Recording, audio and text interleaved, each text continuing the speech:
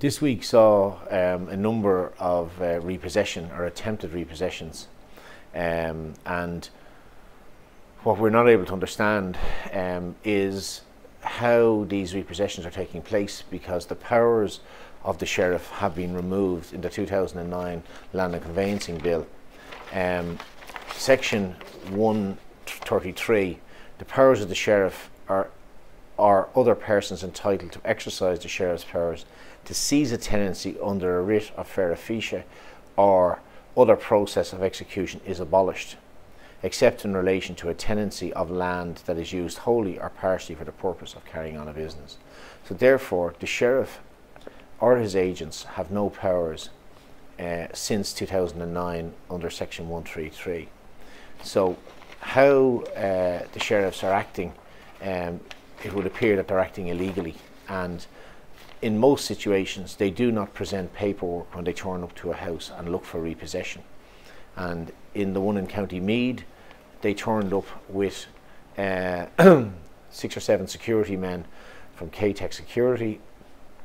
There were 6 or 8 guards present, and the security men had no IDs, no identification, which is a breach of the law. They're supposed to have triangular badges on their shoulders or on their arm, which is what the security authority prescribe, and the guards failed to take any action.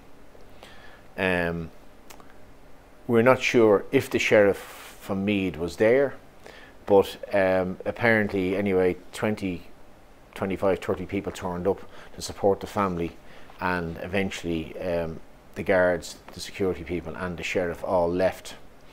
What was quite interesting was we would have a procedure if people come to us, and the first thing we do is we get people to do a data protection request on their bank.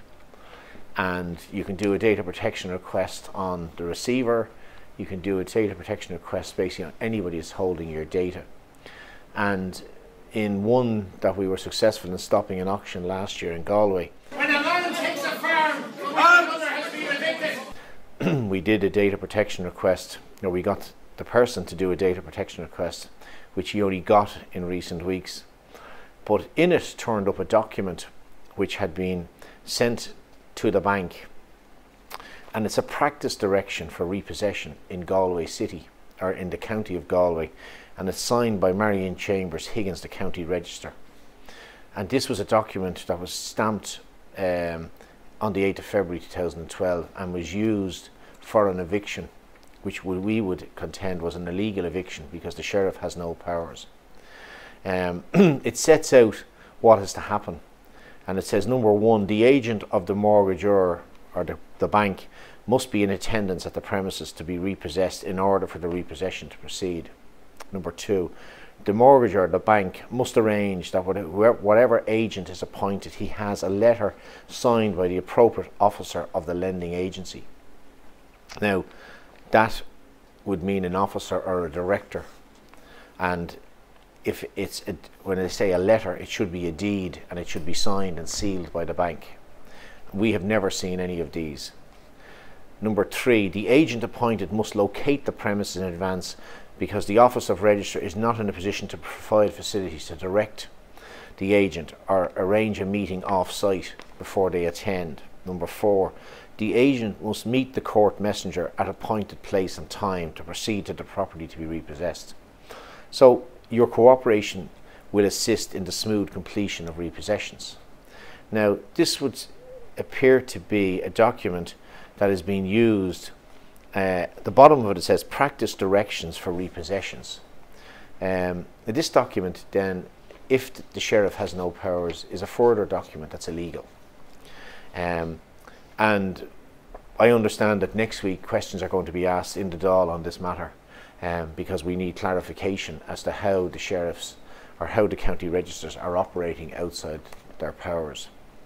This is quite a serious problem when you consider that there's 500,000 people in the country in financial distress, and most of that debt then ends up being then leveraged back on their family home. And if this is the way family homes are going to be repossessed, it's going to be on a par with what happened in the last century. And so we in the Friends of Banking are also working in conjunction with a new organisation called the New Land League to try and come to terms and advise people of their rights, etc. We're most surprised by An Garda Síochána's attendance to their day and failing to do their job and failing to make sure that the security people were in compliance with the law.